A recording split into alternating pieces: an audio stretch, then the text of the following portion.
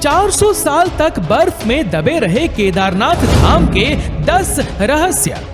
भारतीय राज्य उत्तराखंड में गिरिराज हिमालय की केदार नामक चोटी पर स्थित देश के 12 ज्योतिर्लिंगों में से एक सर्वोच्च केदारेश्वर ज्योतिर्लिंग का मंदिर, इस संपूर्ण क्षेत्र को केदारनाथ धाम के नाम से जाना जाता है। ये स्थान छोटा 4 धाम में से एक है। केदारनाथ धाम और मंदिर के संबंध में कई कथाएं जुड़ी हुई है। आइए जानते हैं इस संबंध में 10 रहस्यमयी जानकारी। नंबर 1, शिवलिंग उत्पत्ति का रहस्य। पुराण कथा अनुसार हिमालय के केदार श्रृंग पर भगवान विष्णु के अवतार महातपस्वी नर और नारायण ऋषि तपस्या करते थे। उनकी आराधना से प्रसन्न होकर भगवान शंकर प्रकट हुए और उनके प्रार्थना अनुसार ज्योतिर्लिंग के रूप में सदा वास करने का वर प्रदान किया। यह स्थल केदारनाथ पर्वतराज हिमालय के केदार नामक श्रृंग पर अवस्थित है। केदार घाटी में 2 पहाड़ हैं, नर और नारायण पर्वत।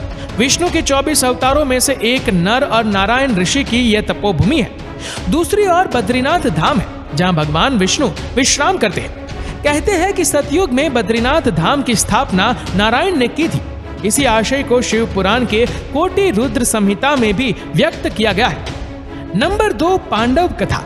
कहा जाता है कि जब पांडवों को स्वर्ग प्रयाण के समय शिवजी ने भैंसे के स्वरूप में दर्शन दिए थे, जो बाद में धरती में समा गए, लेकिन पूर्णतः समाने से पूर्व भीम ने उनकी पूंछ पकड़ ली थी। जिस स्थान पर भीम ने इस कार्य को किया था उसे वर्तमान में केदारनाथ धाम के नाम से जाना जाता है, एवं जिस स्थान पर उनका मुख धरती से बाहर आया उसे पशुपतिनाथ कहा जाता है। पुराणों में पंच केदार की कथा नाम से इस कथा का विस्तार से उल्लेख मिलता है। नंबर 3, केदारनाथ और पशुपतिनाथ मिलकर पूर्ण शिवलिंग बनता है।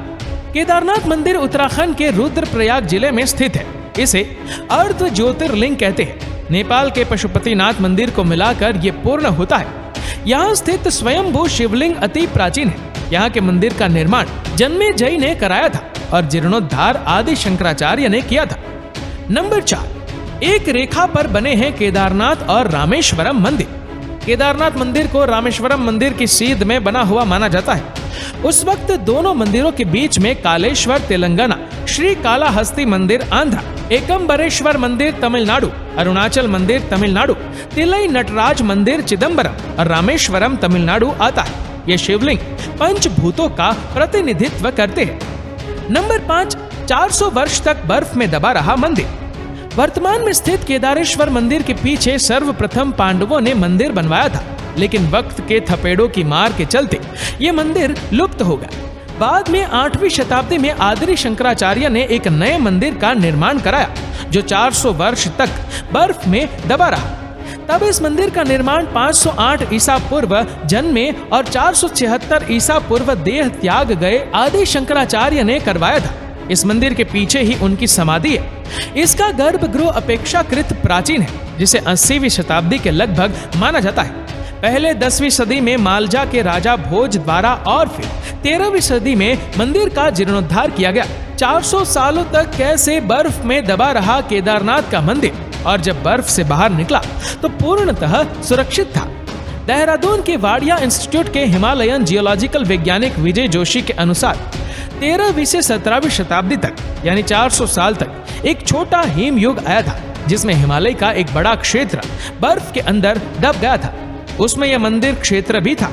वैज्ञानिकों के अनुसार मंदिर की दीवार और पत्थरों पर आज भी इसके निशान देखे जा सकते हैं। दरअसल केदारनाथ का यह इलाका चौराबरी ग्लेशियर का एक हिस्सा है। वैज्ञानिकों का कहना है कि ग्लेशियरों के लगातार पिघलते रहने और चट्टानों के खिसकते रहने से आगे भी इस तरह का जल प्रलय या अन्य प्राकृतिक आपदाएं जारी रहेंगी।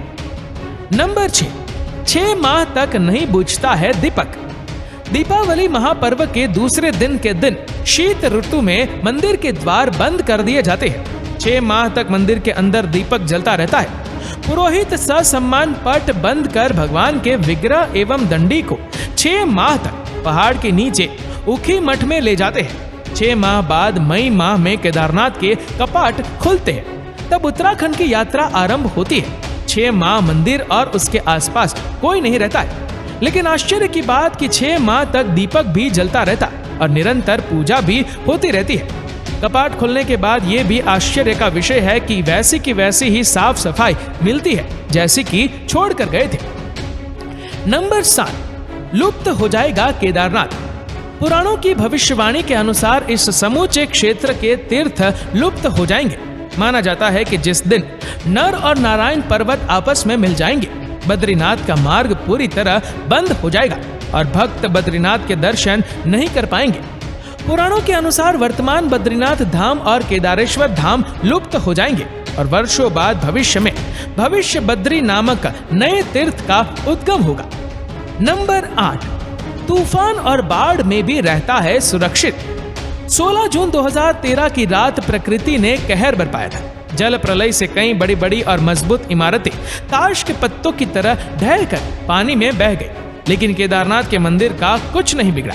आश्चर्य तो तब हुआ जब पीछे पहाड़ी से पानी के बहाव में लुढ़कती हुई विशालकाय चट्टान आई और अचानक वह मंदिर के पीछे ही रुक गई। उस चट्टान के रुकने से बाढ़ का जल 2 भागों में विभक्त हो गया और मंदिर कहीं ज्यादा सुरक्षित हो गया। इस प्रलय में लगभग 10,000 लोगों की मौत हो गई थी। नंबर 9, कैसे बना होगा यह मंदिर अभी भी रहस्य बरकरार।